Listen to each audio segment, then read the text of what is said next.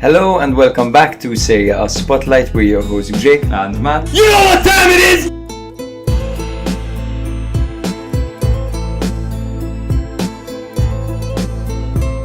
I can't tell you guys enough how much you've been my internal monologue when thinking about football for the last year. Yes! Amazing! We get to record while drinking some wine. Jake and I will have a very special soft spot for Salernitana. we love him. We love him. Stop zooming in on Allegri's face, bro. You're gonna make How me are you break. exposing me? Because you're gonna make me break, man.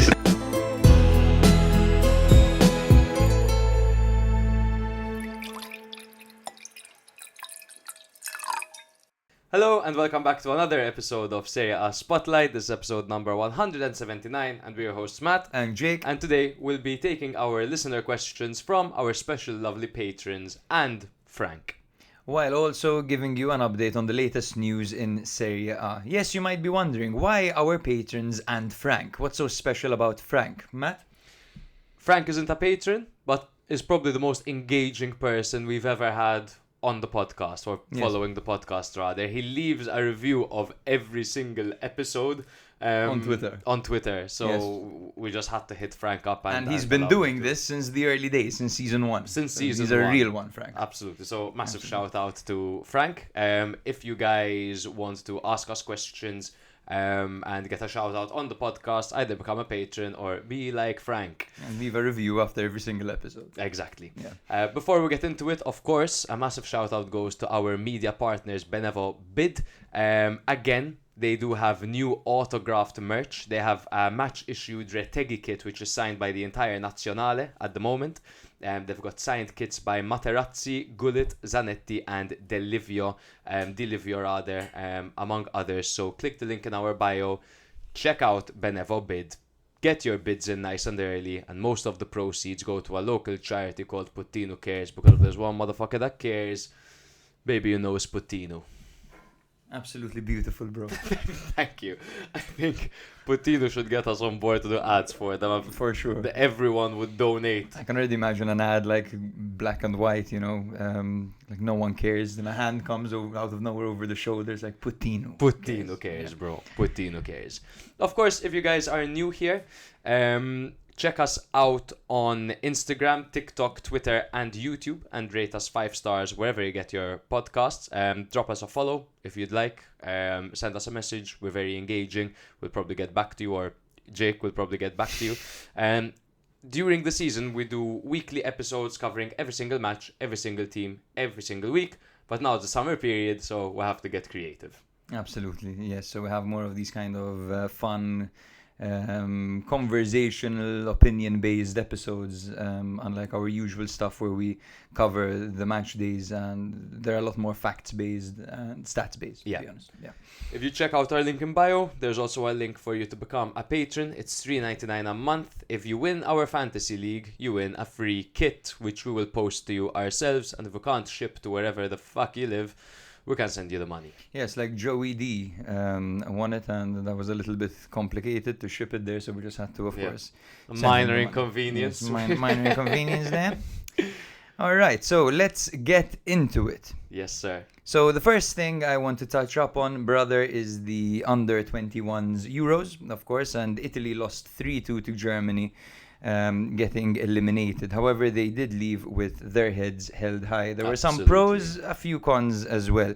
So Italy did take the lead through Cogliosho in the 58th minute, but ended up conceding 2 goals and 2 men in Gnonto and Zanotti, as they got 2 red cards. Yep. Now, you might be wondering who the hell is Cogliosho, because I had no idea either. And in fact, I'm probably mispronouncing his name, right? He doesn't play in Italy, does he? He doesn't. He plays in the Championship. I believe it's with Burnley, if you want to confirm that. Let me just try spell Cogliosho it's first. Koleosho. He's 20 years old. He has 28 appearances in the Championship. 20 of them were starts, and he did actually manage to score 2 goals in the Championship last season. So he is now, from 2023, I believe Burnley were in the Premier League. It says here that he plays for Premier League club Burnley. Ooh, all right.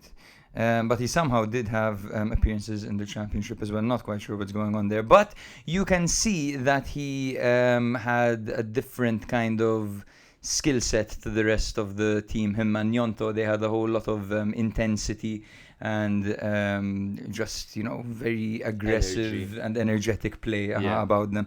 You can see that they play in the championship / the Premier League. But yes, this game got absolutely crazy after some time. So it was the 96th minute, of course. Just to say, Yeah. sorry, because Burnley were relegated under Vincent Kompany. Do you Yeah. remember that? It wasn't last season, but the year before. So probably he played in the Premier League there, and then last year he played in the Championship, Okay. as you're explains saying. it, yeah. Yeah. Okay, so yes, and it was the 96th minute. Okay. Italy were down 2-1. They were 9 men against 11, and they had a free kick from a central position just outside the area. Of course, you're looking around at the profiles over there. It's an under 21 Euros. The pressure is next level. It's 9 against 11. It's a total uphill battle. It's an impossible task. You've got to nail this free kick. It's the last kick of the game, or you've lost. Frosinone's very own Giuseppe Ambrosino steps up, the tiny man.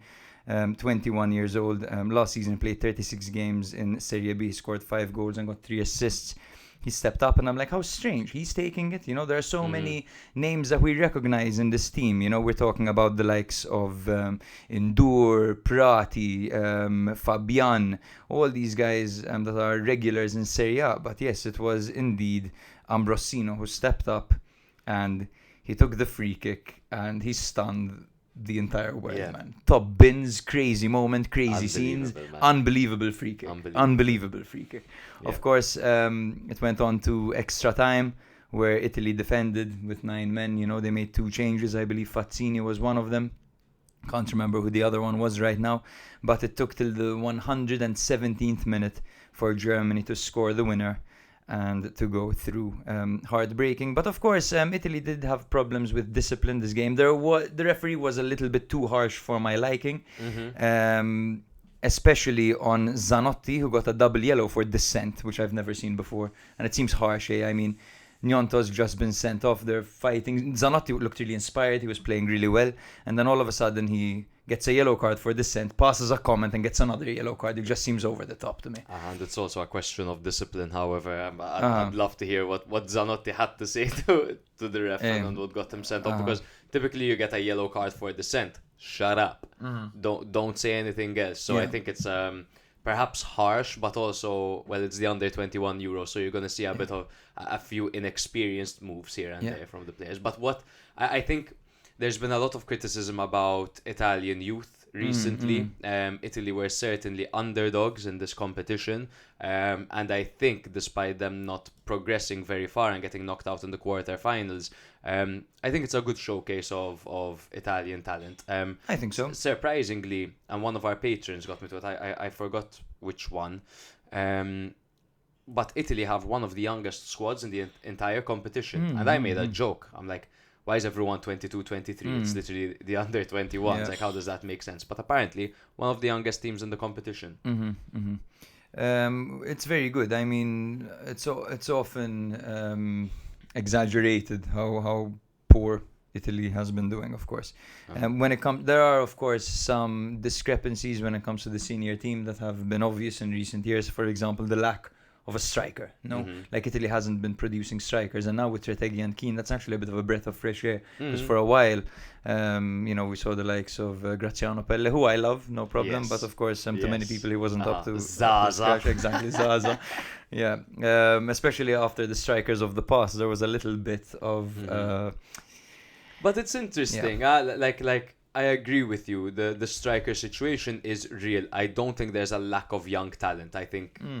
I think that's a bit of a ridiculous statement and a very negative statement to make about Italian footballers, because I think there's a lot of up-and-coming Italian talent. Christ, there's Camarda, for Christ's sake, who's one of the most talented 16-year-olds in the world.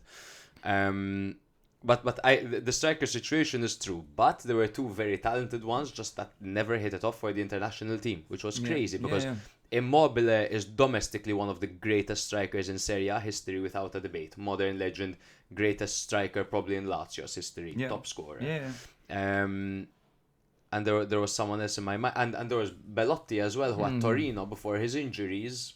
You know, he was in the decent, conversation. And Keane was one of the most unluckiest fucking strikers in history when he was at Juve. So he could have broken out before that. Absolutely, bro. Yes, so this game was absolutely unbelievable, especially that ending. What a finale. And I was thinking to myself, like, these don't go in anymore. I haven't seen one of these go in. It went in and I couldn't believe it. I sent a video immediately on the group. Now, while this was happening, chaos in Salerno, right? As there was the second leg of the relegation playout where Salernitana went into it losing 2-0, right? As we mentioned in our last episode, of course, the game had to be postponed because the Salernitana players were suffering from food poisoning, quite a few of them, or as Matthew calls it, chicken fever, which I found hilarious, by the way, bro. Every time I watch that snippet, I'd die. I didn't think it was But funny yes, when I said it. After recovering from food poisoning, they hosted them for the second leg, and there was a glimmer of hope at the start as Ferrari scored at the beginning for Salernitana.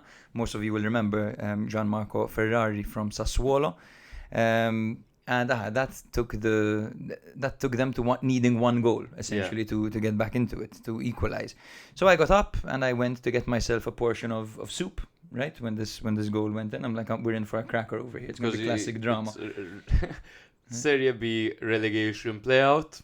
Of course, you have to watch it with some soup. Some carrot and onion soup with some jbena inside. Delicious, bro. You know how good it was. But when I sat down, I see the score. I'm like 1-0. I'm like, let's go. And then I noticed the 1-0 was for Sampdoria. I'm like, what the hell happened over here? Did I misread what happened? Did Ferrari score like an own goal or something? Like, what happened? Then I realized Ferrari's goal was chalked off, and Massimo Coda scored a few seconds later. Of course, Massimo Coda scored. From kickoff, basically, just 2 minutes after that. And they went from needing one goal to equalize to needing 3 to equalize in just 2 minutes. And it was at that point where Salernitana's fans started throwing seats onto the pitch. The match was suspended. The riot police came out with their shields. This was a 2-0 for Sampdoria. Yes. Exactly. Sorry, they eventually went down 2-0. But it was a bit of a disaster for Salernitana. So the game got suspended. It got abandoned. But rather, Salernitana down in Chi, as they say in Italy. It was Sibilli who scored the second goal in the 49th minute, and all hell broke loose after that. It must be so strange for the Salernitana fans, some of the best fans in Italy, by the way. But they go up to Serie A. They're last for the entirety of the season. Get Davide Nicola. The greatest miracle for them to stay up from last place. Incredible scenes for them to stay up on the final match day. And then the next season, they managed to stay up again, no? Salernitana. And then relegated down to B and now down to C. Just the wildest 5 years for Salernitana. Especially when you look at the team, man. You know, like, the team should be good enough to compete in Serie B. They've got Cherry up front, who was in Serie A for half the season. There's Raimundo, who was a youth player who was quite highly rated. Soriano, who we know from Bologna. Amatucci and Hristovic in the middle, Giglione out wide, Ferrari and Lachosvili at the back, Christensen in goal. There's Simeon Wanko on the team, of course. There are so many players who we know well, you know, who definitely should be good enough to at least not get relegated from Serie B, you know. Exactly. But yeah, absolutely, that was very much that. And now we can give you a bit of an update on the Club World Cup. So at the moment it's just Inter, of course, and Juve participating in the Club World Cup. Yildiz is having some performances, are they? Yildiz is lighting up the tournament. He scored 3 lovely goals. 3 goals, and the commentators are like, yeah! Fucking Yildiz! What a goal for Juventus! Yeah. Inspired after meeting Donald Trump, huh? Absolutely inspired. Given them some words of wisdom. Go get them, Keenan. You guys know exactly what the fuck you're doing. Yeah. They smashed WAC 4-1. They smashed Al Ain 5-0. They went Al Ain on them. Yeah. So it's Yildiz with 3 goals. They are currently first in their group, Juve. They angled them. They exactly. And then you have Inter, who had a bit of a mixed bag as they drew to Monterrey, probably. Great wrestler back in Yes, the and day. then they came back to beat the mighty Urawa Reds from a 1-0 deficit to win 2-1, and that included a lovely Carboni winner, who might actually find some space under Kivu, because Kivu knows him well from youth level, of course, and the fact that Kivu plays with 2 kind of attacking midfielders behind the striker gives him a slot to play in which didn't exist under Inzaghi. And of course, a Francesco Pio assist on that goal. Ooh. I won't get too much into Francesco Pio because we have a question about him, so we'll discuss him soon. Been loving, by the way, haven't gotten to watch much of it, but it's so refreshing seeing like these South American teams and how They're so good, bro. and how well they're playing and how they're Botafogo, Palmeiras, Bro, they're playing really well. I fucking love Botafogo, man. I fucking love Botafogo. You mean Nottingham Forest? These South American teams are doing so well. They were undefeated up until very recently. Yeah. What a really, really exciting competition, man. I'm really enjoying following it. Games are a bit difficult to watch at times, especially the 3 a.m. ones, but it's of course, and it's very hot apparently. Like they're playing in 40 degrees.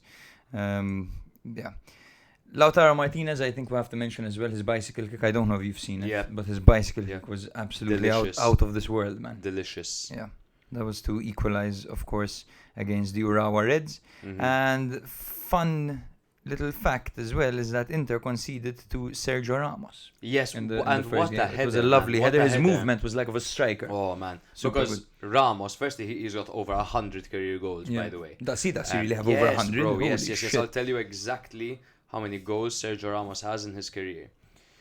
I wrote Serie A. But he like even for Real Madrid, he has 145 career goals. Jesus. And not many of them were penalties. I think he's got a few penalties because when Ronaldo left Real, Ramos was the rigorista. Yes. But headers, bro, free kicks, he's just one of the greatest of all time, right? Ramos. Yeah, absolutely. And it was also Lautaro who equalized that game, so he's on 2 goals as well.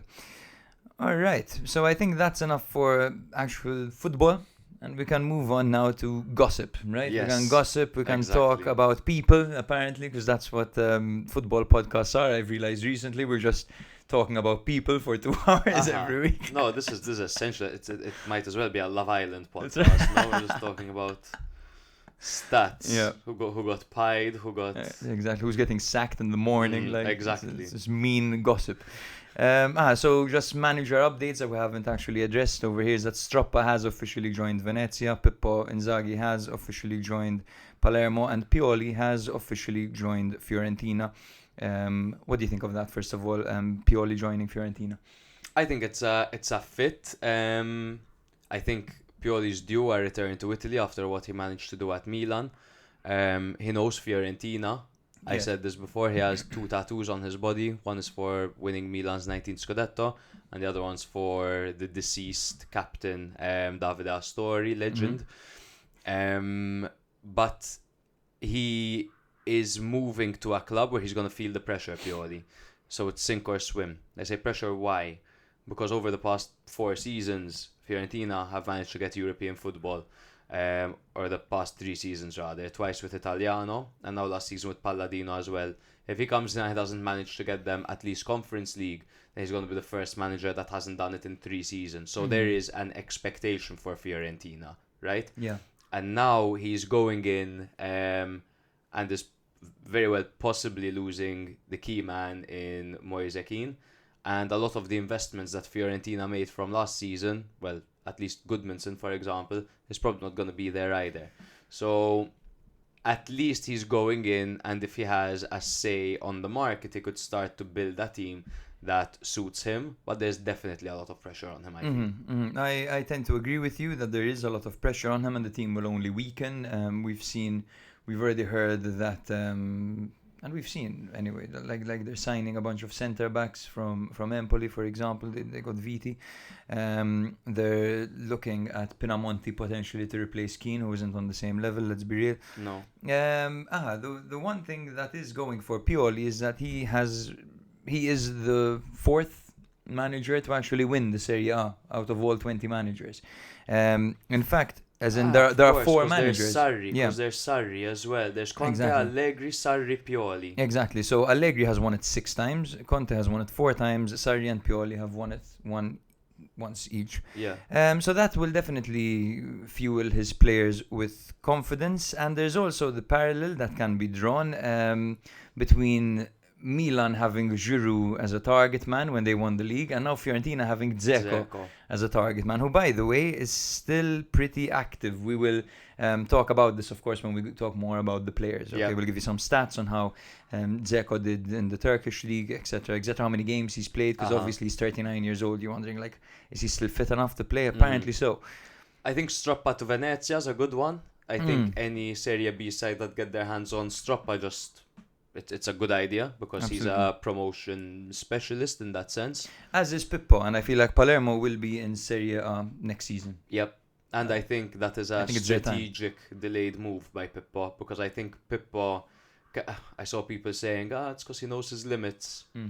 I think Pippo's going to grow into being a very good coach. Yeah. And I think with Palermo, he has a very good project. So much like, I'm not going to compare him to Fabregas or anything like that, but just to draw a parallel, he can get a team promoted and perhaps stay there because they actually have the funding to build a team that he can use. Exactly. After being way too underqualified to manage Milan and having that whole shocking experience. Yeah.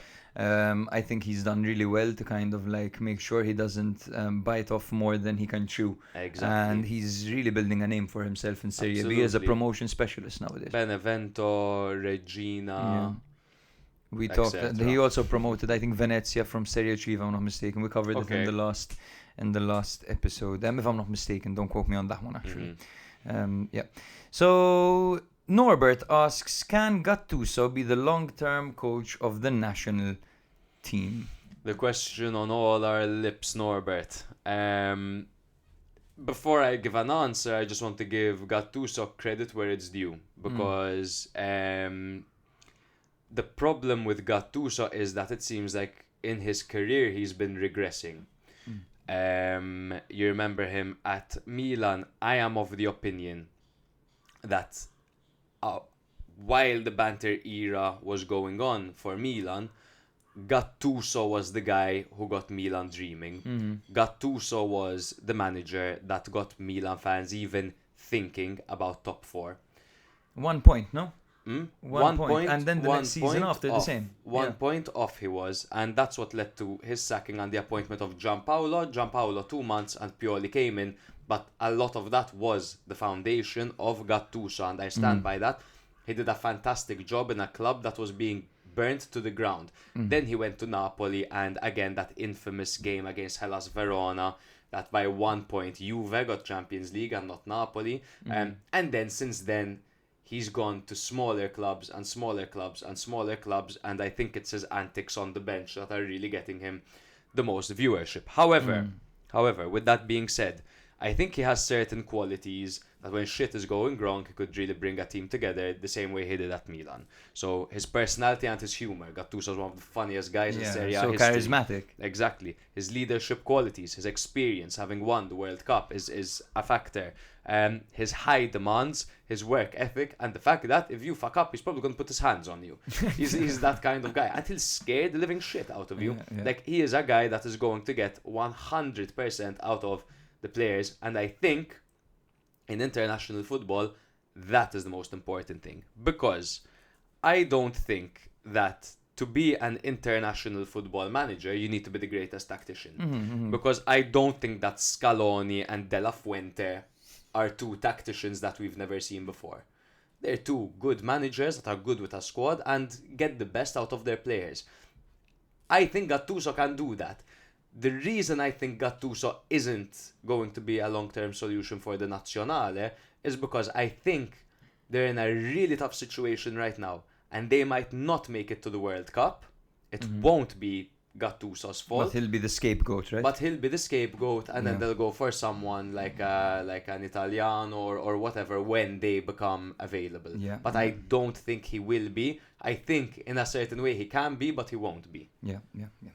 I think Gattuso has this reputation of being a very defensive coach who is very rigid, right? He's not. When in reality, just as we saw mostly at Napoli and Valencia, he's quite capable of flexible systems. He plays possession-based football at times. He's set up teams to press, nice transitions. But it is true that his teams bring intensity and structure when he's given time, right? I thought his time at Napoli was the best we've seen in his career. He had a 58% win rate and only missed out on Champions League, as we said, by 1 point. Extremely unlucky. Then after that, he went to Valencia and Marseille, where he had meh stints, and then went to Hajduk Split, where he had a 45% win rate. I don't think he did anything special over there. And you look at, for example, Valencia, a team that have been on the decline for so long. Marseille, not quite sure what happened there, because we've seen managers do well at them. Of course, they've got the Convict 11, no? Marseille. Convict 11 with De Zerbi leading the charge. Exactly. And then Hajduk Must be a Split. toxic workplace, that place, man. Bro. You have De Zerbi taking off his trousers whenever you fuck up or when you piss him off. Apparently Kevin Prince Boateng said that. He said that Yes. whenever De Zerbi, when he was at Sassuolo, would get upset or like angry that a routine or a drill didn't work, he'd just pull his pants down. Because he'll be like yelling at, he starts stretching his pants down. He just has How his boxers bizarre, on. how bizarre. Bro, what does Allegri do? also. Allegri. But with his jacket, right? Not with his pants. jacket, because he's on TV, bro. But so is De Zerbi. No, it's in training. We've never it's in seen training, his yeah. cock on TV. Let's put it that way. What do you think? Do you think Gattuso can be the long-term solution? So before I give my definitive answer, I want to kind of monologue a bit more. So Italy have a bit of a history, right, when it comes to employing kind of these passionate, unifying figures, and like Lippi and Conte, who at the time weren't exactly the most tactically woke people, but they were more like people who brought structure and discipline and passion, right? So it's definitely on brand. And it is a player he is a coach who will fill the players with confidence. Most of these guys would have seen him in 2006, right? Some of the older players nowadays, think about that. Some of the older players. Tonali is idol. And yeah. Tonali is Exactly. almost the centerpiece of this project. Exactly. So maybe that he will command respect, right? However, I do think that this is a very bold, emotional, and high-risk move. It's a very proud move because they put all their eggs in the Italian basket, right? They didn't want to branch out. The Italian national team has never been coached by a manager who isn't Italian. So Mourinho, for example, being available for me is a no-brainer over here. But of course, they want to keep it Italian, so they went for the only people who are available, and these are the 2006 World Cup winning squad who were players at the time. Yeah. I'm not gonna pretend like I don't get it that they want an Italian manager, because that is, as Mourinho would say, heritage. Yeah. You want to keep heritage when it's there. My only fucking problem is how is Ancelotti at Brazil, and that really annoys me, because they need a manager, and the greatest manager they've ever produced is coaching the Brazilian national team. That and Simone Inzaghi went to friggin' Al-Ahly. Yeah, but he's getting that back, bro. Or Al Hilal. He's making like 20 million a year. He's making 20 million a year, but Italy could have used a manager like him. Great in knockout competitions, made the Champions League final twice in 3 years, won 2 or 3 Coppa Italias. Would have been fucking great. Knows how to use Di Marco, knows how to use Bastoni, knows how to use Acerbi, Barella. You know, maybe he doesn't. Maybe he doesn't trust them anymore after what happened. Nah, maybe. Yeah. This calls from a question from Frank, who asks, which club has made the best and the worst new managerial appointments? I told you I feel weird about my answer because it sounds a little bit biased considering who I'm a fan of. But I'm just going to say it. Best Milan, worst Inter. But I'm going to explain why. Everyone relax. I'm sure even the Inter fans listening might agree with you, bro. I mean, Kivu has a lot to prove, but on paper, it's a very bold move. Exactly, because Inter have had a, you could say, successful, dominant, maybe not, because they've only won 2 Scudetti in the past 5-6 years. Yeah. But they've played their best football in the past 6 years. Keep in mind, they were in the banter era as well. Then they won it with Conte, they won it with Simone. Yeah. So they've had dominant, experienced Italian managers. They had the greatest domestic league manager probably the Serie A has ever seen in Conte. Because what Conte does is ridiculous, his stats are ridiculous. And if he hasn't beaten Allegri yet, he'll probably beat him very soon. Where was I going with this? And then they had Simone Inzaghi, who had all that experience at Lazio, right? And was a player as well. So they had those 2 great managers. Now, from having all of that experience, they're going to a young, inexperienced manager who, I mean, even... I think only Pizzacane and Cuesta have less experience in Serie A than him. Cuesta we haven't introduced yet. I've just realized we missed him. He is the new 29-year-old manager of Parma. Which is he was the crazy. assistant of Arteta at Arsenal for 5 years.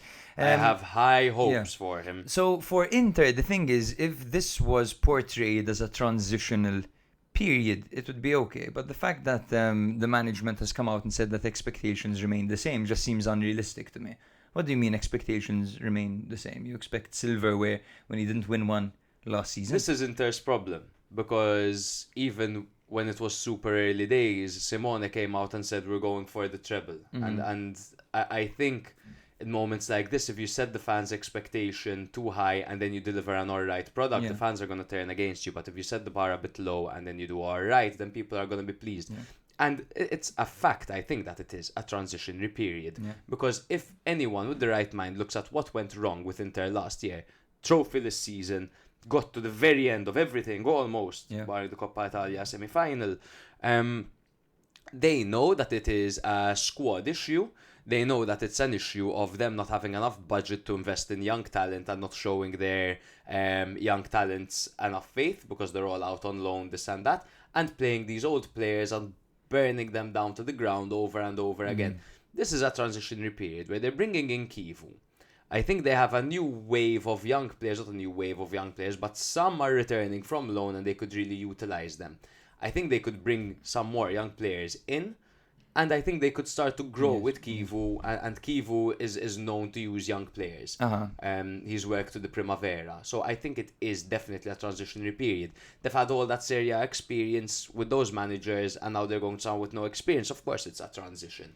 They're going to go win the league. I'd be very surprised. Agreed. And your point, by the way, about Inzaghi coming out and saying, of course, we're going for the treble when he should be bringing calm. On the other hand, your best managerial signing, Allegri, is notorious, for being 6 points clear in the league. They ask him, can you win the league? And he goes, the objective is top 4. He just pisses everyone off.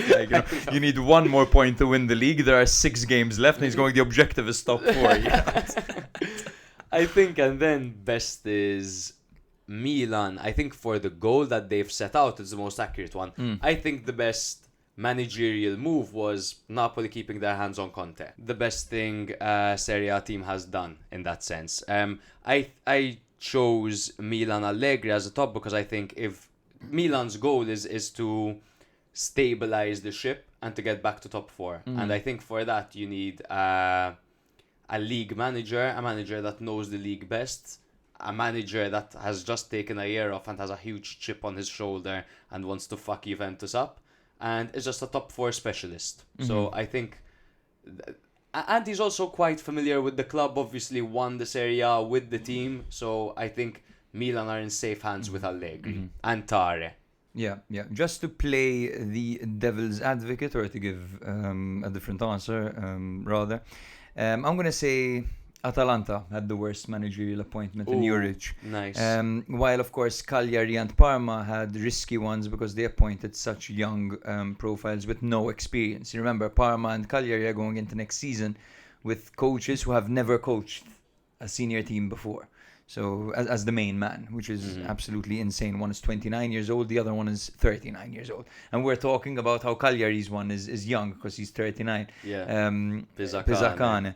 While Parma's new guy, Cuesta, is 29 years old, 1995. That's crazy. Absolutely crazy. He's your age, bro. Yeah. Except you're a few months older than him, actually. Give me a job. Crazy. Yes, I'll say it's Atalanta because it was an uninspired move, in my opinion. They played it safe because, he's someone who has similar principles to Gasperini, who has worked with Gasperini, who has played for Gasperini, but in my opinion, this was the perfect opportunity for them to branch out and try something new. But instead, they overthought it, and they were afraid, of maybe changing things too much, and they went for someone who has just come off a god-awful 2 spells. One in the Premier League, where he's literally been ridiculed for his win percentage, which I don't have right now. Worst club in Premier League history. Yeah. And of course, what he did at Roma as well, which was a little bit harsh. He wasn't given much time, and the Piazza was absolutely fuming at him from the get-go. Yes, and when it comes to best, to give a different answer, I'm going to go with Lazio and Fiorentina. I'm going to go with Lazio and Fiorentina simply because they managed to get their hands on managers who are successful in the league, who know the league well. Of course, Lazio have gone back to Sarri, so people might see it as a step backwards. I particularly don't see it as a step backwards. I see it as kind of a step forward to aim for a European spot, because if they get a European spot, which is their target now, it will be an upgrade to this season. Whereas Fiorentina as well, maybe this is what they need to actually finish above a Conference League spot. Yeah. I have as an honourable mention, I feel like I have to mention him, Gasperini to Roma. Oh, yeah. Is if they're patient with him and they give him the 3 years that he's contract bound for, then I think they'll see the benefits of getting someone like Gasperini. Absolutely. Ranieri's comments during Gasperini's unveiling were really weird. Have you seen them? No. Let me see if I can find it exactly. Like weird how? He basically said he doesn't like him. Ranieri said he doesn't like Gasperini. It was bizarre. He's a strong character. He's upfront and says what he means without beating around the bush. Sometimes that can mean being blunt, but we all have our own character. I've really been blunt with you. That I can't quite find it. It's quite a long interview, but go look it up. It's hilarious. Ranieri basically says that he's not a big fan of Gasperini's personality. Excellent. Really good. Really good introduction Welcome to the club. Welcome to a club where the fans are already extremely skeptical of you as a man, as your personality. Especially after the Indica thing. Yeah. Fucking well done, Ranieri. Yeah, definitely didn't pile the pressure on them. Shall we jump to the next? Yes. The next is a question from Luca, who asks, is Kevin De Bruyne the missing piece for Napoli to go deep in the Champions League, or will age catch up by winter? Now, first of all, it's important to address that De Bruyne is 33 years old, granted, so I looked into his stats of how he performed last season in the Premier League, or rather how many games he featured, because if he features, he's going to play well, De Bruyne. He's that type of player. So he had 28 games last season, 28 appearances. 19 of those games he started. He had 4 goals and 7 assists, while in the Champions League he also managed to play 7 games, starting 5 of them and not contributing any goals. I looked into his injury record. He seems to have a recurring hamstring problem that keeps him out. This season it kept him out for 12 games. This season, in 23-24 it kept him out for 30 games. And in 2021 he also had the same issue, keeping him out for 7 games. And that seems to be the main physical issue that he has. What do you think, bro? So I think to say he is the missing piece, I think he is a missing piece. I think that Napoli don't have a player with his quality. I think few teams in the world have players of De Bruyne's quality. In my opinion, De Bruyne is, if not the most complete midfielder in Premier League history, he's up there in the top 3. Because he can play as a 6, he can play as an 8, and he can play as a 10. Incredible range of passing. the way that he controls his passes as well, bro. Like those through passes driven across ones, the right? floor, the driven Yeah, ones yeah. that curve at the last second just perfectly around the player are mental. He reads the game superbly. He's coming to a league where football's a bit slower. Perhaps he'll get injured less. Perhaps he'll have some more time on the ball. Perhaps he can dictate play a little bit more. And he adds a significant amount of quality depth to their midfield. If they start with Scott, Lobotka, De Bruyne, that means if they manage to keep their hands on Anguissa's still there, Gilmore's still there, Billing is still there, and that's incredible depth, which now where they're playing in all those competitions, it makes sense. If they keep De Bruyne, to play De Bruyne, you kind of nowadays need to treat him a little bit like glass. So if you're winning a game, they can't use him the same way they used Stanislav Lobotka last season. Of course. They need to, if it's the 60th minute, they've got a 2-goal advantage, take him out and send him to the recovery room immediately. Absolutely. Because he's 33, which isn't insanely old, especially with today's kind of physios and whatever. But the schedule is what it is, and his injury record is what it is, so you have to look after him. Absolutely. And I would go as far as to say hardly ever start him. Start him in big games.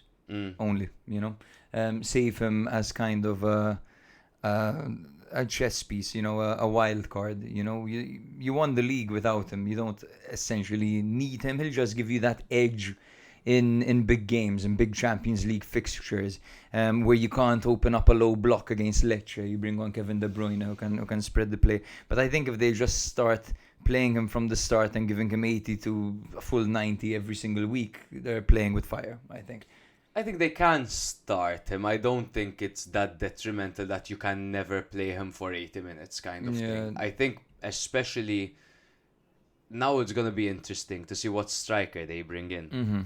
Because with Lukaku, it's one thing if Lukaku's starting. But if they get Darwin Núñez, then De Bruyne has to be on the pitch. Because De Bruyne will feed that guy like he's a 12-year-old in a zoo, bro. Darwin Núñez, the amount of opportunities he'll get if De Bruyne's on the pitch is amazing. And Darwin Núñez is the kind of guy that's constantly making runs in behind the defense. Yes. Unlike Lukaku, who you play through Lukaku. Yeah. You don't play to Lukaku like a Ted Lasso, what Jamie Tart said. It's true, no, very good point. And Darwin Núñez has a reputation of being very wasteful, but in reality he creates so many opportunities for himself. It's true his finishing is a bit wayward at times, but he just creates so much space and so many chances for himself. He'll get with De Bruyne on the pitch, he'll get 4 to 5 chances a game, and I'm confident about that.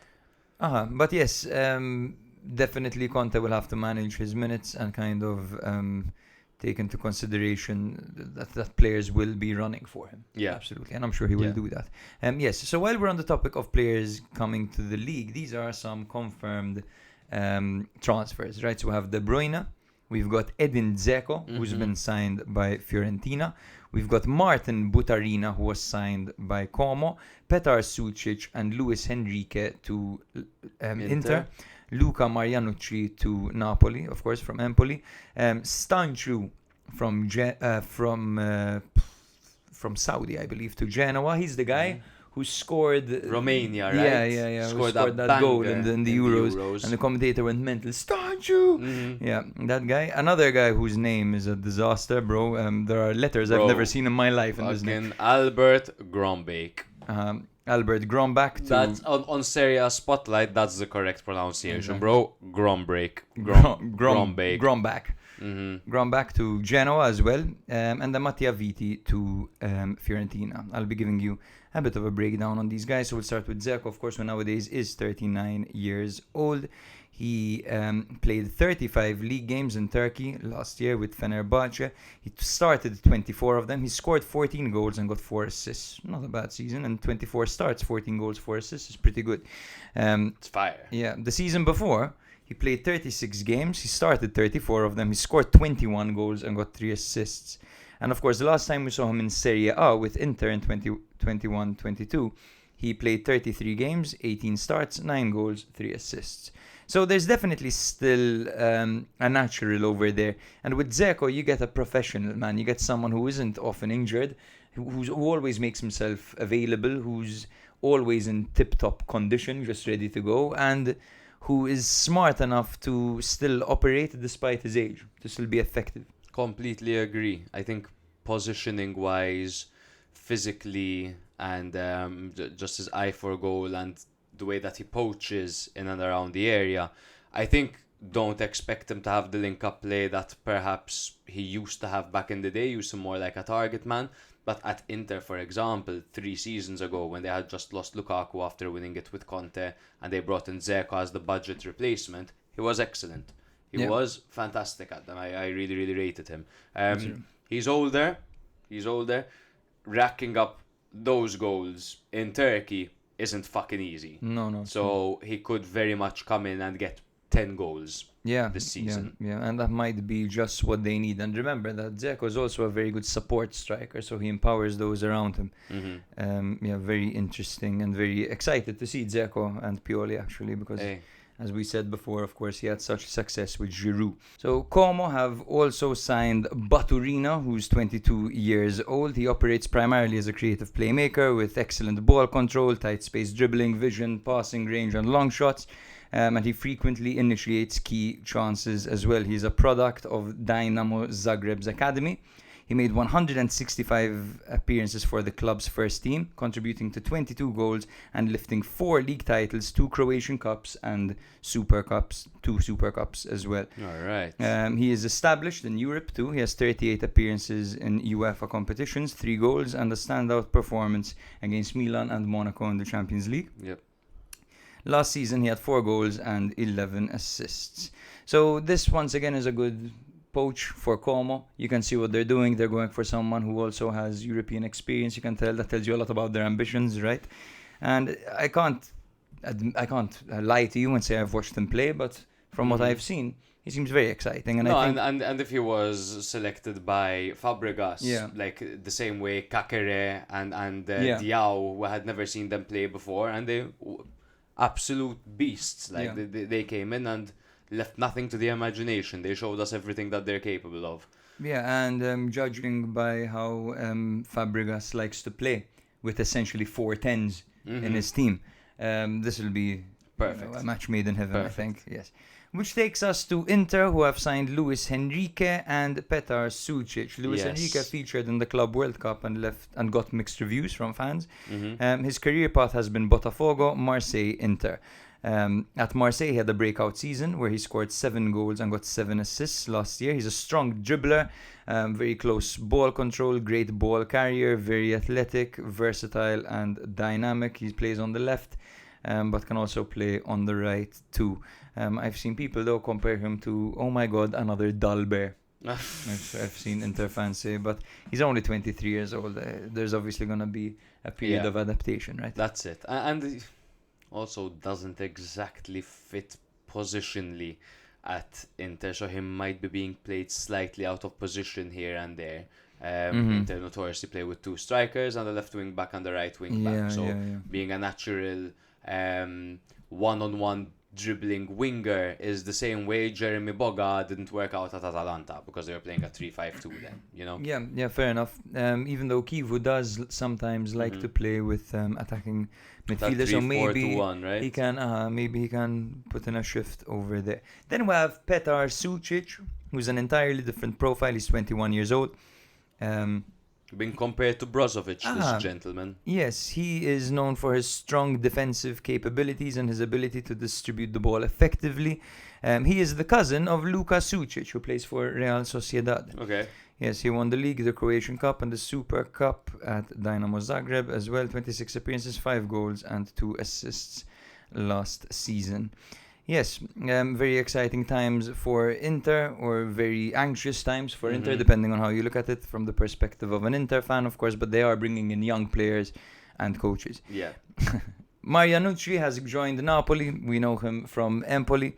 He's versatile, can play centre-back, right-back. He's physically strong. He's quite quick as well. He played 1,068 minutes last season, starting 12 games, and he had a very good performance in that Coppa Italia game against Juventus as well. And then Viti, of course, joined Fiorentina from Empoli. He's 23 years old, 30 appearances last season, and even got himself a jolly old goal. He's known for his strong presence, his technical abilities, proactive defending, and has been compared to former Empoli player Daniele Rugani. Top player. I rate VT. Yeah, I rate he's VT good. a He's lot. good. Fiorentina have a few too many defenders at the moment, but Tells you something about maybe the future of someone like Pongracic or Comuzzo. Yeah, Comuzzo. I was thinking. Comuzzo is highly sought after. Milan are in for him, and Leoni. It's like it depends how many defenders Milan lose. Depends on how many defenders they go for, obviously. Yeah. So after this, of course, it's important to mention that Bijol has left us, a Fantacalcio favourite. Udinese's rock at the back. He is off to Leeds. Yeah, and very dominant in the air for Udinese, and even put in certain shifts at defensive midfield last season. Yeah. Theo Hernandez seems to be joining Al Hilal. He's opened up to the idea, so if they reach personal terms with Milan, it's a done deal. For 30 million, he's gone. 25 plus 5 plus, I believe it's 3 million in bonuses that are very easy to achieve, and then 2 million that are a bit trickier to achieve, so it might end up being 28 million. So that's a pretty good deal considering. I mean, of course, it sucks because Milan could have got upwards of 70 million if they sold him last season, perhaps. But maybe 50. But of course, the fact 70. that he has 1 year remaining on his contract, 30 million or whatever is not too bad. And he's not coming off exactly the best The best season ever. I think he pissed everyone off. Theo will go down in history as one of the great defenders of Milan. Yeah. Definitely, he's obviously the highest the scoring most unique defender of Milan. The most unique, really fun to watch. I have his shirt. I adore Theo. He scored that coast-to-coast goal in front of our very eyes in the San Siro, pretty much to win Milan the league and beat Atalanta. Theo will be loved. Those that are obviously overly criticizing Theo, he served his purpose. We won a league with Theo, got to a Champions League semi-final. Last season wasn't it. I think his work ethic, you could tell he wasn't happy anymore. I'm happy perhaps off the pitch issues. Yeah, off the pitch issues. I like that he's warmed up to the idea of Al Hilal and he isn't screwing Milan over, despite there being a World Cup around the corner. So thank you, Theo, for leaving at least gracefully, right? We know how the club is being operated. Exactly. Theo could have made a fucking scene, bro. He could have made a scene. We've seen the likes of like Benacer, for example, handing in a transfer request on the final on transfer deadline day, forcing Milan to cooperate. So yes, this seems to be an amicable ending. No, nothing but love for Theo. Yes, absolutely. Nothing but love. Cagliari are cooking. They have confirmed Adopo, Caprile, and Piccoli, three of them. Fucking beasts, man. And they confirmed them until 2029. Now that's a Insane. goalkeeper, an important midfielder, and an important striker. So Take fantastic. me back to Sardinia, bro. Take me back to Sardinia and toss me in that pitch. Absolutely, man. What a vibe. Camarda of AC Milan, the young baby bomber, who has been all over the news for like 2 years already for scoring crazy goals in youth tournaments, etc., etc. Has even scored in the Champions League, but had it called off, right? If I'm not mistaken. It was a massive moment. He has been loaned out to Lecce, which I think is excellent, to be honest, because Lecce will be playing with Di Francesco. So I see you didn't read the second sentence. There's an option to buy. There's an option to buy. There's an option to buy. Of how much? I didn't. It's not disclosed yet, but there's an option to buy. But Milan will have a buyback. A buyback, okay. So it would probably be like 20 million to buy him, but and then Milan 22 million can to buy him back for 22 million, which is a hilarious thing. Yeah. But like, just make it a dry loan.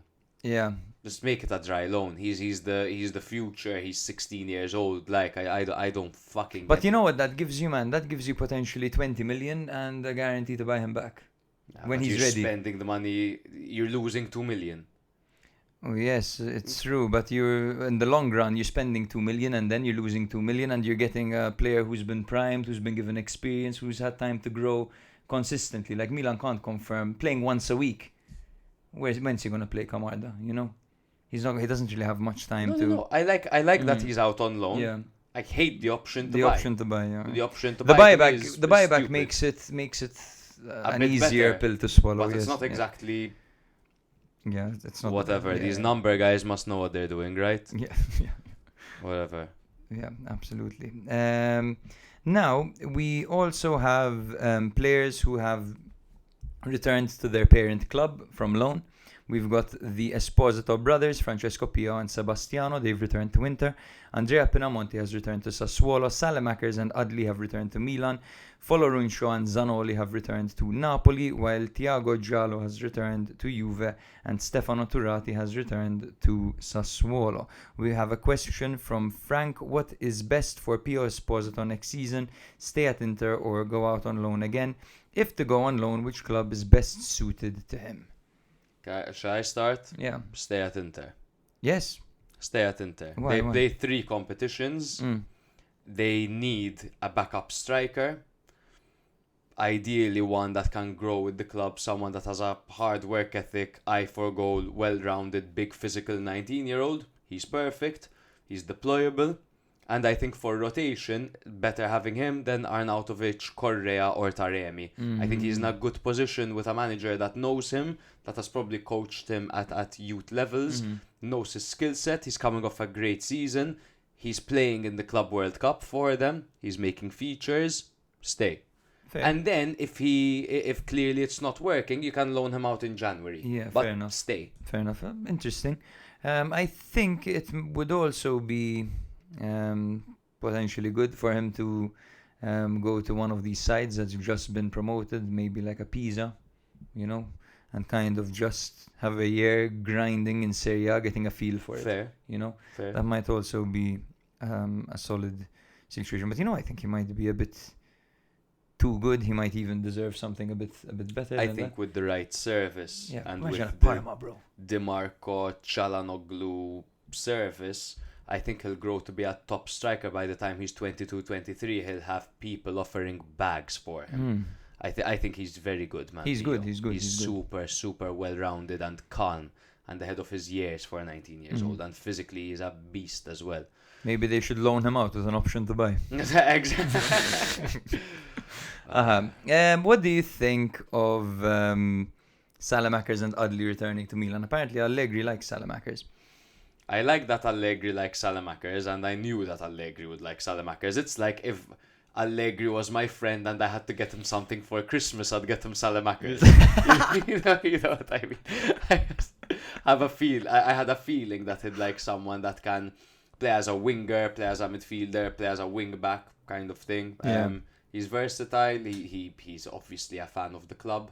I like Salamakers is deployable, and if the 4-3-3 doesn't work out, firstly he's a good sub for the right wing and left wing department. Yeah. He's torn up defenses for Milan in those positions, and for Roma I like.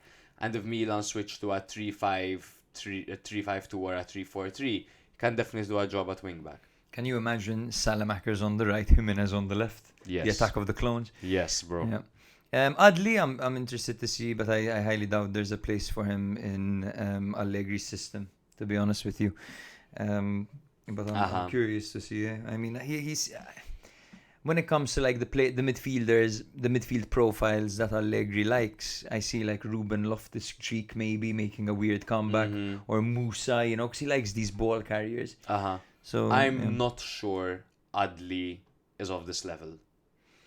I'm not sure. Unfortunately, yeah. I'm not sure. Because he's so good on the ball and in possession, but then he doesn't give you enough of it. The players kind of play around him. I don't think he's of this level, unfortunately. We'll see if Folorunsho as well and Zanoli can become staples at Napoli. Folorunsho had a bit of a back and forth with Conte and was loaned out. We'll see if that's resolved. Thiago Giallo's at Juve. That's interesting as well. We'll see how that goes. And nice to see Sassuolo getting a little bit of a boost with Pinamonti and Turati, man. Right? Very well handled situations with the relegation. Absolutely. They told them stay in Serie A another year. We'll be back. See you in a year. Very smart. Yeah. Very True. smart. Good business. Good business. Now, up next, we've got Luca. He asks and states, Vanja Milinkovic-Savic to United isn't confirmed, eh? No, Luca. It Luca, isn't. this is Luca's Luca, voice. yeah. This is exactly what It's like- Luca sounds like. Vanya Milinkovic-Savic to United is not confirmed, right? That's how it is. We love you, Luca. Regardless. Regardless of where he goes, he says, I think Torino will go from mid-table to becoming the next Empoli. Now here I strongly disagree with you, bro, because Torino have got Baroni, which also is a potential answer to Frank's question as the best acquisition from a managerial point of view. I don't think they'll be the next Empoli. I think Torino are trending upwards right now. What do you think? I think Baroni is, since Juric, an upgrade, because obviously they had that kind of gamble with Vanoli. Kind of worked, kind of didn't at the same time. It was a very mixed bag. It was a weird season. Baroni is top. Baroni is as a Lazio level coach. Was at Lazio last season. And I think he'll really, really help the Torino with his balanced style of play. I think, and Luca probably used the knowledge of Vanya and Ricci are almost certain to leave, right? And Cairo isn't exactly a guy that likes spending money, right? So fair enough. But I think certain changes can be made. I think there's still a lot of quality aside from Vanya and Ricci. There's bloody Duvan Zapata up front, Shea Adams, Elmas, Vlasic, Casadei. They're not going anywhere. They're not getting relegated. They're not going to be in Serie B next season. Interesting to see how Cairo handles the arrivals and departures. Interesting to see what happens there, because Juric pretty much squared up with him in a car park once because he wasn't replacing Belotti. Yeah, absolutely. Luca's final take is Roma fans will turn on Gasperini by Christmas, especially after he benches Dybala for tactical reasons. Now that I can see happening, Luca. That's a very possible thing that can happen, to be honest. No, but he'll don't divide think the fan base. He'll divide the fan base. I think Gasperini has been given a long contract over here with the idea that, like, listen, we're going to potentially introduce a kind of like youth team as well in the lower leagues to mirror Gasperini's system. I think they're literally trying to create what already exists at Atalanta. They're trying to mirror that ideology, and that's why they gave him a bit of a long-term contract. So I think while this is possible, especially considering how Gasperini tends to carry himself and the comments he passes at times, I think though they will try to keep him on for some time. I think this is a long-term project, to be honest. I think I pray to the Friedkins that they handle this situation amicably and they don't rush to conclusions, because they gave him a 3-year contract. That is the right thing to do. Now, if he underperforms for the first 10 games of the season, the Friedkins can very much let him go. They're those kinds of owners. It's the way that they have run the club so far. Yeah. But they should remain calm, because I think Gasperini is a long-term project. Yes, Look agreed. at what he did with Atalanta over 11 years, man. Agreed. And Or however long he was there. Yeah, and it is. I think as well, Gasperini needs to kind of handle the high profiles with a little bit more grace as well than how he's handled them. You know, he has a tendency of picking on the best players on the team. I don't know if it's a pride thing. But anyway, let's move on to Andrew Batman's question. His which was essay? his essay. It was a bit too long to fit at the bottom, so we're sorry that you're not currently seeing it on your screen. But he asks, Genoa in season 23-24 and Como in 24-25 both reached 49 points. That's 1.3 points per game, which made them in consecutive seasons the highest ranked promoted sides in the top European divisions. Is there something about the Italian system that makes that possible, or was it just a fluke based on these specific teams? Who out of Sassuolo, Pisa and Cremonese has the best chance to repeat this success? So, just to also say, Monza the season before Had done it too, right? were newly promoted and they got 52 points. So, clearly, some of the teams that are coming up, and the past 3 teams so the past 2 seasons, the teams that have come up have been doing superbly well. Let me just fact check myself, because Monza might have been promoted the year before. No, I'm right. I think the trend is there's a new wave of owners in Serie A investing in upcoming teams and putting together solid projects, right? We saw that with Genoa, with 777 Group, that of course they fell apart and now they have the Romanian ownership. The same obviously with Monza, with the Berlusconi, when he started putting together the next frontliners of Italy, essentially. And we're also seeing it with Como now, with the tobacco company, whatever it is, with all of those legends on the board. So There are Yarum Group. there are very good projects coming through from Serie B to Serie A. It's attracting a lot of American investors and a lot of football lover companies investing. So I think that plays a large part. And I also think that these new ownerships find it a bit easier to compete from a budget perspective with the bigger teams. I think the fact that Monza did what they did, that Como did what they did, and that Genoa did what they did, bringing in all of these players in their first season back in Serie A, shows that they can compete with some of the bigger teams. You see Como putting in a bid. Now Como are a bit of an exception because they're loaded, but putting in a 40 million bid for Theo Hernandez in January. Milan accepted it immediately, like it was crazy. I think most likely the ones that will do well next season are, like we've been saying before, Sassuolo. I feel like they have a good project. They've handled going down to Serie B very, very well. They got back up immediately. They managed to keep their top players, and now they even got some players back who have Serie A experience last season. The following season, it'll be Palermo.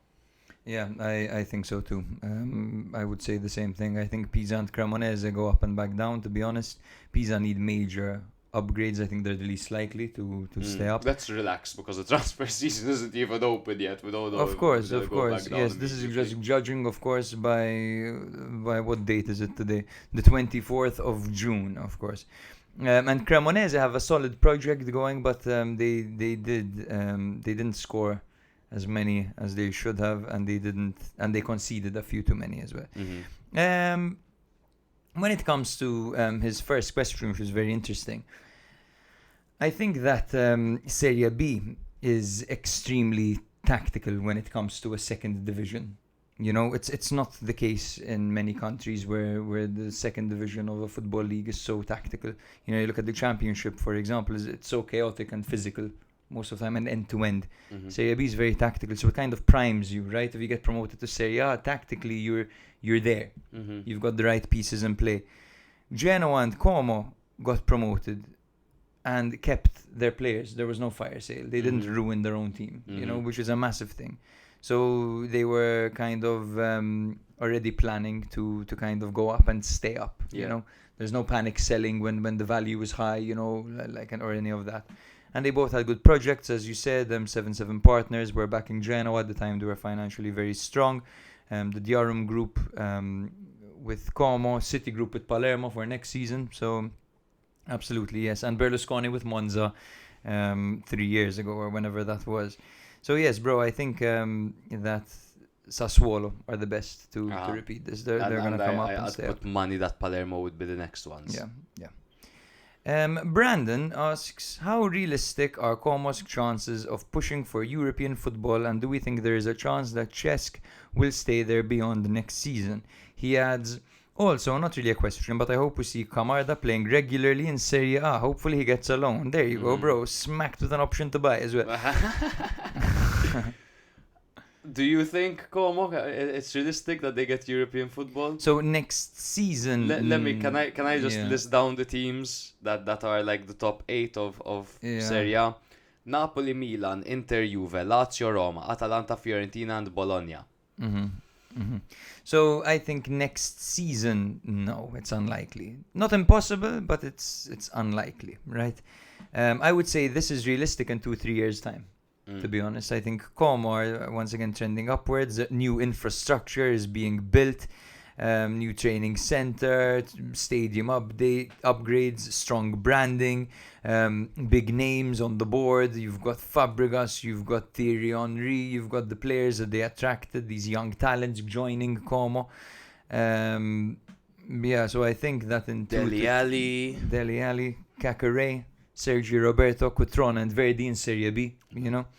So I think, yes, that in 2-3 years' time we'll be seeing Como probably pushing for a European spot. Next season, unlikely though, it's difficult. I'm going to be that guy to say it's unlikely, but Como ended the season so strongly, man, last year. They ended the season, they had a 6-game winning streak and 8 undefeated in a row. They beat Napoli, Fiorentina, Roma and Atalanta, and they were super consistent. Their defense was so tight, and you know that in Serie A, if your defense is tight, you're going to have a great season no matter what. I was listening to one of the Leicester players speak. I forgot his name. I forgot which one it was, rather. It might have been Vardy. And he was saying that they knew that they were going to do well in the league. Maybe not win the league, but they knew they were going to do well from the last 4 matches of the previous season. Because they were like, it clicked. It clicked, and they felt really confident, really good. They were playing exactly the way they wanted to, and the spirits were super high. I think because Como ended the season so strong, it puts them in an even better position for next year. I think there's belief in the project. I think there's belief in the group of players, and there's belief in the coach for sure. Absolutely. My worry is that it's probably better that Cesc stays on and he gets them Europe in 3 years, than if he just up and gets them Europe next year, because that means he'll probably leave. So this was my question for you. Do you think Fabregas is more likely to stay if Como overperform or underperform? Because if they overperform, of course, clubs will be after him. They'll be all over him. And we already saw that an Inter offer tempted him. If they underperform, he might think to himself, it's time to try somewhere else. No, he'll leave if he overperforms. He'll leave to bigger and better. He'll leave to win the Champions League. But what is overperforming? I think overperforming for them is finishing in a Conference League spot, right? Because they have to finish above where they Yes, if he gets Europe, it's like. like. Wouldn't he want to be the guy on the sideline with Como in Europe? That's always the yes, but these teams, if you don't tell them yes this season and they get a manager that lasts 3-4 years at them, you've shot yourself in the foot. So a lot of managers find it hard to turn down Real Madrid. They find it hard to turn down Liverpool, Arsenal. I don't know. Is the fact of the matter. But I think if he's not performing well, he'll take the responsibility and go to the trenches with the team. That's the kind of guy I think Fabregas is, at least. My point of view is if he, against all odds, gets a European spot, man, next year, I think that there's no moving him from that team. I think he'll want to be that guy building the project. I think he'll see how incredibly quick they've achieved these goals that were long term, and he'll be like, what is the limit over here? I hope so. You know? Yeah. I hope so. Yeah, we'll see. Time will tell. Now, we have a question about Morata, which I seem to have lost. If you want, I have it. Yes, please. Matthias asks, can you grade every purchase of Morata, please? Thank you. And then he adds, in all honesty, I want to hear your thoughts on the Milan Futuro debacle and that strategy in general. There's talks of Roma Under-23 project, and I don't really know how I feel about it. Let's start with Morata. I believe you've prepared something for us. So in 2014, he went from Real Madrid to Juve for 20 million, and for me, this is a strong A. I think that was where Morata played his best football, man, at Juve. Yeah, he scored clutch Champions League and Serie A goals. He helped them reach the final in 2015, and it was quite a bargain at 20 million. Of course, the classic minor flaw is that he wasn't extremely consistent in the league, which is always the case with him. Then, of course, Real Madrid bought him back in 2016 for 30 million. What would you grade this? I mean, when he returned to Real, he didn't become that starting formidable figure that they wanted. Benzema was still there, and it was hard to displace him. I think Real just saw that he was doing so well at Juve, they wanted to bring him back home. As a second striker, right? As a second striker, I guess I'll give this a C. I'll give it a B because at first I thought C, then I looked into it and he got 20 goals in 2016, 2017, which is all right. And they sold him at a profit, which is Okay, so that's a B. yes, it's so a B, that's it's a B. You're right. Then from Real Madrid, he went to Chelsea for 65 million in 2017. He failed at Chelsea, bro. He had a good start. Yeah, the first 3 games. They're like, holy That's how he fuck, always is, even we with signed Milan. what Torres was supposed to be like. 24 goals in 72 games. He struggled mentally under pressure. He didn't adapt to the Premier League, and he was shipped off to Atletico Madrid in 2019 on loan with a 55 million obligation to buy in 2020. This is where the allegation started. That he's a tool for money laundering. Yeah. Because after a season and Chelsea bought him for like 80 million, no? Chelsea. How much did Chelsea buy? So they bought him, according to this, for 65 million in 2017, from what I saw. Well, huge money. Yeah. 55 million to Atletico. It's a lot of money. I think he was quite good at Atletico. I think that's where he started to become that hustler we know today. The strong work ethic, a little bit of a leader. I don't think he's a 55 million striker at all, but I'll give that a C minus. C. He was useful, not prolific in big matches, expensive, decent fit tactically, but yes, that's it. Then from Atletico to Juve on loan with 10 million per year as a salary, 45 million option. I don't know, man. He scored 32 goals over 2 seasons. B. It's a B, yeah. B. He did well in Serie A. The cost of the loan with was excessive for what they got, but I think B minus or C, fair, to be honest. B minus is good. And then to Milan, where he did half a season. I mean, it was low cost, but to be fair, what do you want him to do in 6 months? Probably more. yeah, But that's a D. yeah, It's a D. yeah, sure. The fact that they had to look elsewhere for a striker is quite a disaster. Milan Morata. were in the situation they were in, so a D is. What is an fair. absolutely bizarre player Morata is. Really, man. Yeah. It helps him so much that he scored a Real Madrid. Yes, The fact this that he is scored not a Real Madrid. the last you will hear of him in this episode, from my end. Really? Yes. Okay. You'll Wow. see. That's. Yes. Okay. Stay tuned. We'll see. Um, And he also asked Mhm. about Milan Futuro. If you don't mind, I'll start and say Sure. I think the project of having a youth team competing in a professional senior league is a good thing for any club, because what you want to do is you want to get your talented youngsters competing with experienced players, competing with older players, and competing at a higher level rather than playing against another bunch of 21-year-olds, so on and so Yeah. forth. They need to feel the physicality of a 35-year-old Italian defender, centre-back, who does it as a full-time job.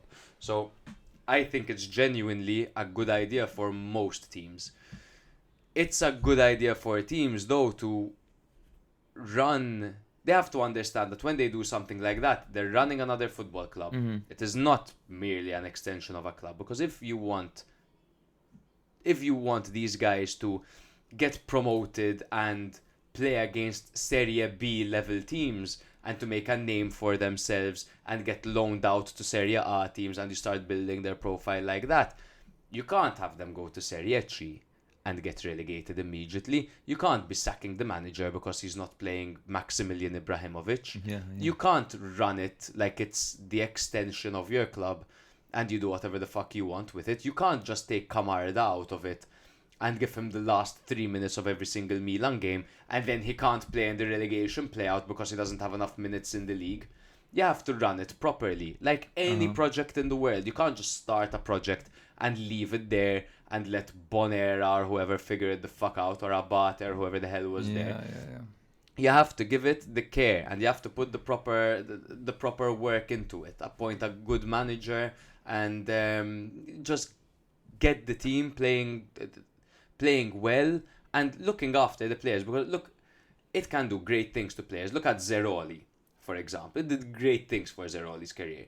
This is a team, by the way, with Liberali, Bartesaghi, Zeroli, Camarda, Jimenez. These are fantastic players. Torriani in goal.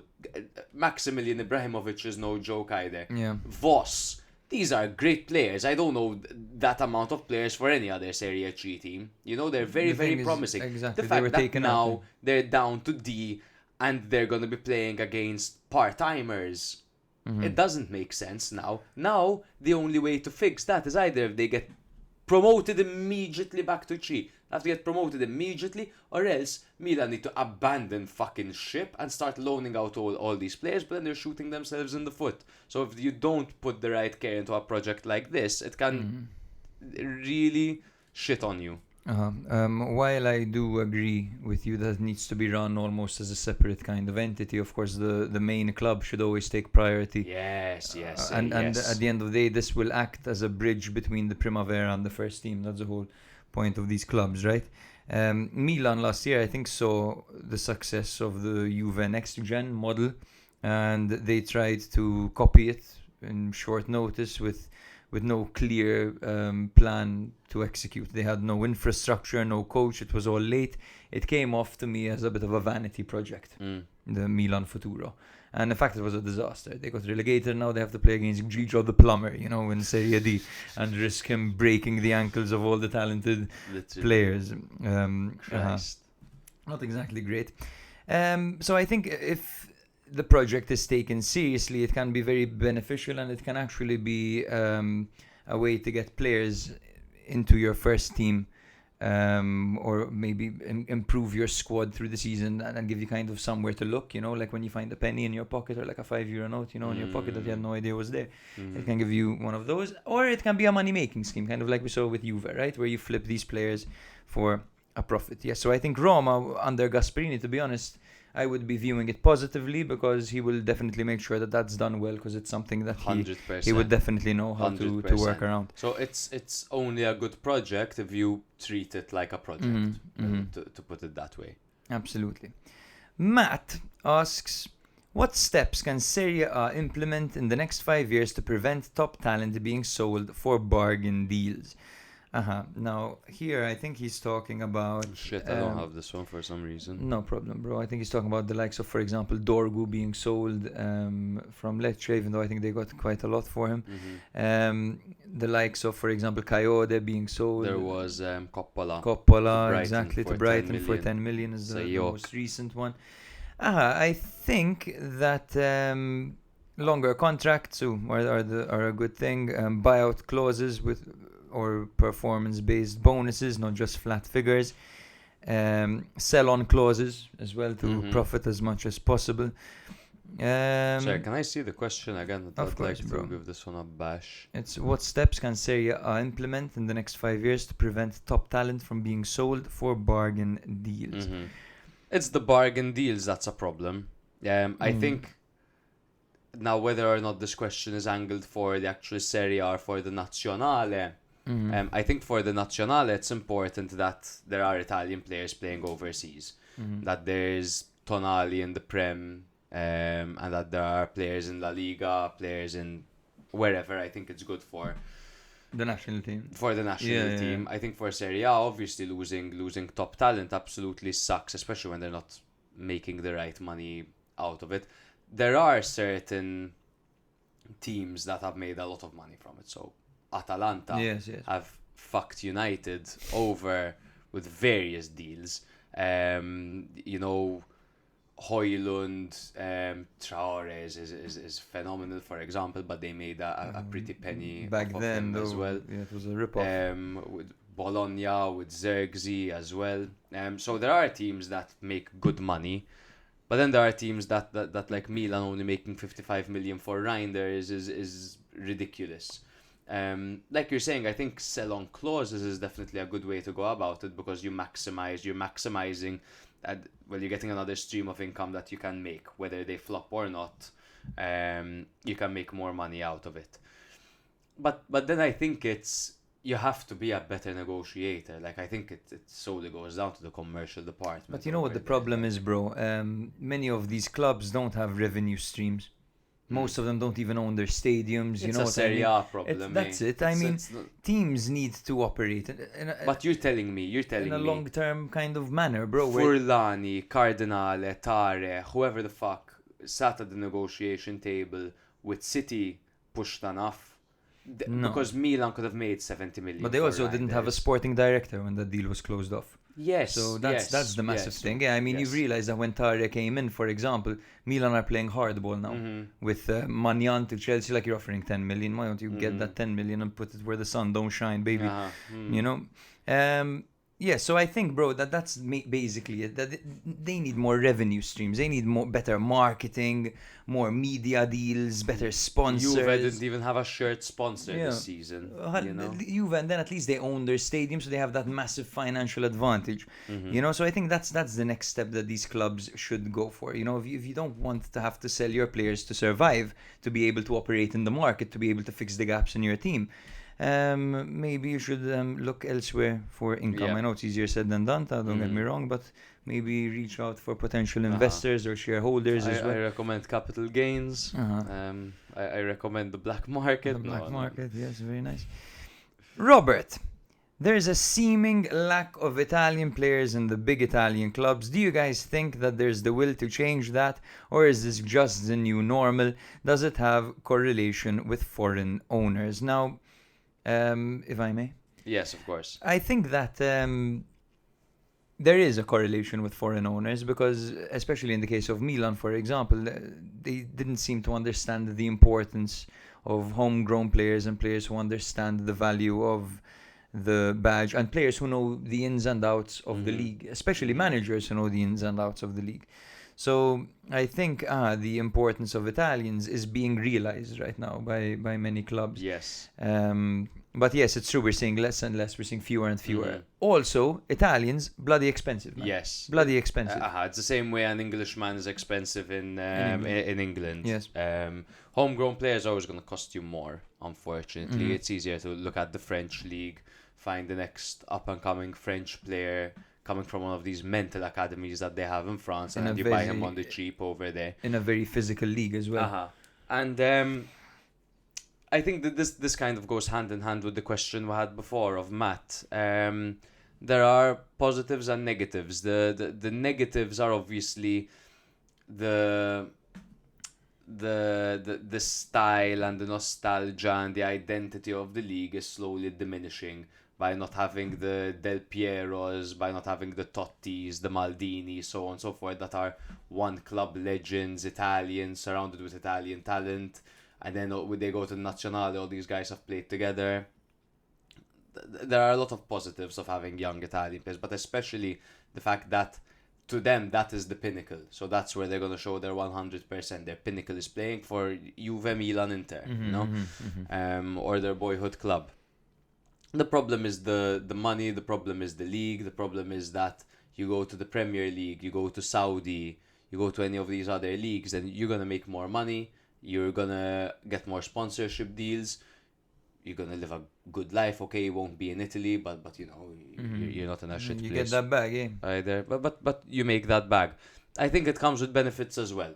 Yeah. Because your Italian players are getting European experience, which is good for the Nazionale, because Tonali knows how to handle things better than Barella sometimes, because he plays in the Premier League and he's seen certain different players play. Yeah. It's good for the national team, definitely, to have people with different experiences in different leagues, even for a little bit of the extra insight when it comes to direct matches against opponents, right? Yeah. Certain opponents, familiar opponents. Yes, I do hope that this changes. I do hope to see more Italians. However, it's only a few teams where you don't see many, yeah? Because to be honest, you look at most games, I think from even, to be honest, like Atalanta have quite a few Italians, and Bologna have quite a few, Fiorentina have quite a few as well, Inter have a lot. Juve, there was a bit of a decline, which was unusual. Juve don't have many. Juve and Milan, I think, are the ones, to be honest, without true. many. And Como, funnily enough, I think, actually. But anyway, the money teams, the rich teams. Literally. Now, the next question. Matt again, he asks, assuming Inter drop out of top 4 this year, who are the dark horses to make UCL. Are Milan considered dark horses considering they finished 8th? I wouldn't call them dark No. horses, no. I think Roma, man. I think Roma are due a top 4, and I think if it goes well for Gasperini, I think they can do it. And to be honest, I think they will. I think Roma can get top 4. I'll put them as my dark horses, Nice. and I hope it happens for them. It's still, of course, very early because we haven't seen any action in the transfer market and all that, but I'm going to go Bologna because I liked what they did in their first season under Italiano, and I think that there might be a repeat over there, and maybe now that they've got their hands on the trophy that they wanted so dearly, they can focus on that 4th spot. Yeah. Now, yes. Frank asks a very fun question. What is your best Atalanta 11 from the Gasperini era?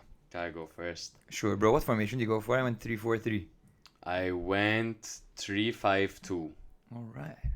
I should have probably gone 3-4-3. Well, to be fair, these guys can play in both those. Okay.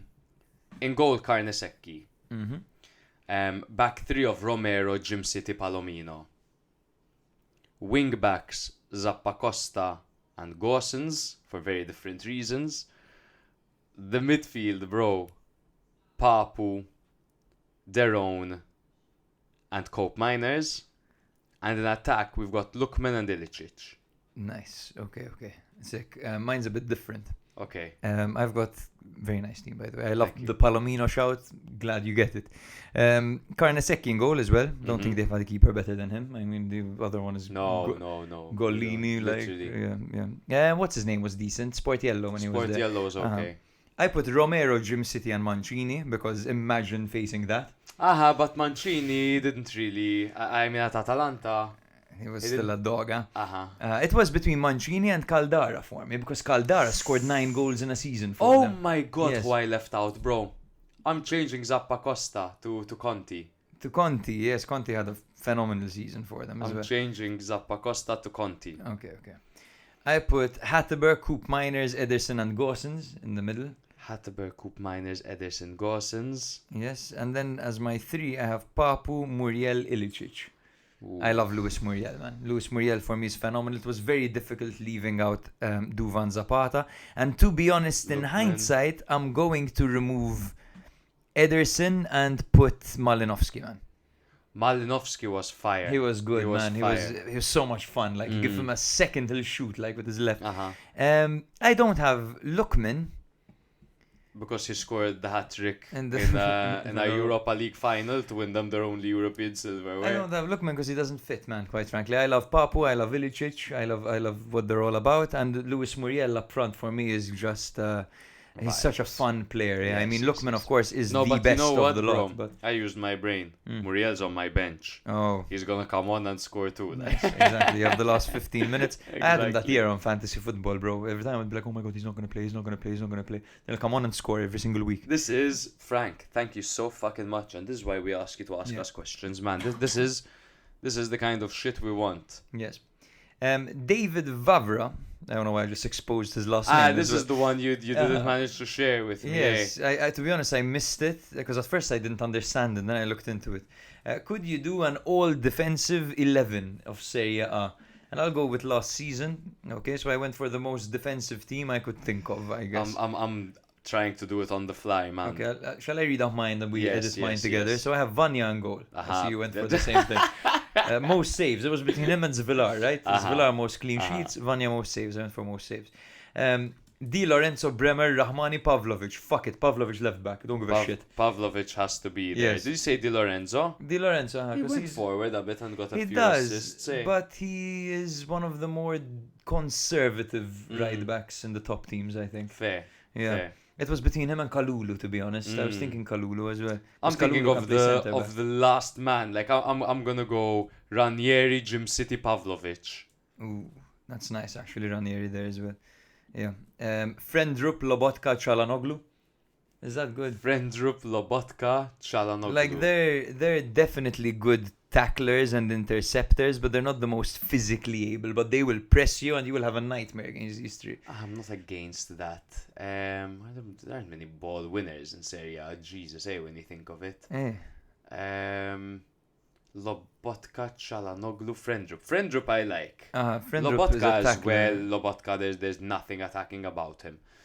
Çalhanoğlu just Çalhanoğlu because slides he's on in the and- edge of the yeah. area. I wouldn't put Çalhanoğlu. I would put... I don't know, man, who I'd put. We'll get back to it. Move to Okay. attack. Now here I just went for the guys who press the most, right, in attack. So I went for Fadera, who has the most tackles for a striker last season, or an attacking player rather, not a striker. Morata up front. This is the mention of him again. And Pulisic. I think you can have Lukaku there as well. You can man. have You can have Lukaku there. Lukaku. You can, absolutely. Put him on the Body, front like, post. Literally. Yeah, play literally. the ball up to him, just hold play.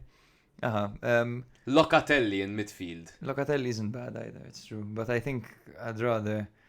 And Locatelli's a hard tackler as well. And well, Paredes, maybe. that's actually a good Isn't a shout. bad one. Paredes. He's an animal. Yeah. Paredes. Dave would love to hear yours, to be honest. What? Dave, I'm talking to Dave. Who asked the question. Dave would like to hear mine. And I just gave it. I'm trying my hardest. On the fly. Or whatever. Dave would love to hear yours. Yes, I think it's time, bro. You think? I think it's time. Wisdom with the wank. A segment that we've left out recently. But it's because... It's not because we don't appreciate the wank. It's because sometimes our mind escapes us and we only think of, we need to do this for the show, and we don't think of the biggest luxury we have on this show, which is wisdom with the wank. Yes, now the wank has just been relegated to Serie C. He got a stern telling off in that game as well, apparently, according to one of our patrons. I think it was Matthias. But this did not stop him, of course, from sharing wisdom with us on his Instagram story. As he grabbed his phone, he took a selfie in bed, and he wrote... Looks tired, man. He looks tired. Looks dead. He wrote, sometimes the most productive action is to relax. And that is extremely profound. Bro, you want to just take a second with me right now. This is because we like to implement what the wank tells us. Let's take 10 seconds to just breathe a little bit, okay? 3, 2, 1. And that tension between your eyebrows, there's tension everywhere. Just relax it, let go of it. Feel the tension leaving your body. You can do this with any part of your body. Bro, inhale the good shit, exhale the bullshit. That's what the wank is telling us right now. Look. He'd love that one. He inhales the good shit, exhales the bullshit. He'd say. No, sometimes the most productive thing you can do is rest. Fellas, ladies that, are fitness enthusiasts, do long distance running, go to the gym and whatever. That thing that when you're doing nothing and you say, fuck me, I need to get to the gym, I need to be doing something productive, make sure you're living in the moment and you're taking time out to sit with yourself, to relax the body, relax the mind. It's good to watch some TV sometimes. It's good to kick your feet up and have a doing nothing night. Gentlemen, it's good to start a career mode. It's good to play Ultimate Team with your friends. It's healthy for the mind, it's healthy for the soul, and rest is the most important thing for your body. Try do a 5k after you're not well rested. It's a disaster. So thank you to the wank for that. Yes, as the Italians say, il dolce far niente, no? The sweet of doing nothing is what it translates to, the beauty of doing nothing. Beauty of doing nothing. I personally struggle with this. Yes, I'm sharing a little bit. Yes. Crippling ADHD. Like every podcast host ever. Yes, I feel guilt when I do nothing. You know, I need to be productive. I need to work. I need to earn. I need to create. Yes, so. Yes, I'll be applying some of the wank's wisdom to my daily life. Definitely. Thank and you. We hope all of you are having wisdomous wanks as well. Thank you for tuning into another episode. I believe that's us. That's right? us. Yes, so thank you everyone for listening to us blab on for the past hour and 40 minutes. We love you all so much. Of course, we're going to be back next week. And of course, we'll have a little something prepared that we won't tell you about right now. Yes, thank you very much. Have the wisdomest wank. The wisdomest wank or the wankiest wisdom, whatever. Ciao, ciao. Bye. If you like Serie A or have ever liked it in the past, it's a good opportunity for you to listen once a week and you'll get filled in. In the football weekend, that's like the main dish. But then a few days later, you drop your episode and that's like the dessert. And the dessert is just perfect. It's good, the cake. It makes it feel like we're all sitting in a room together, just BSing with each other. The atmosphere is fantastic. I promise nobody will ask you to send boob pics. Sometimes maybe good, sometimes maybe shit. I love how you go into so much detail and show so much passion towards each and every team. Literally, no team is left undiscussed. When I listen to you, it's like I'm talking to you in a pub. It's like I'm chatting to a friend and you're chatting to me.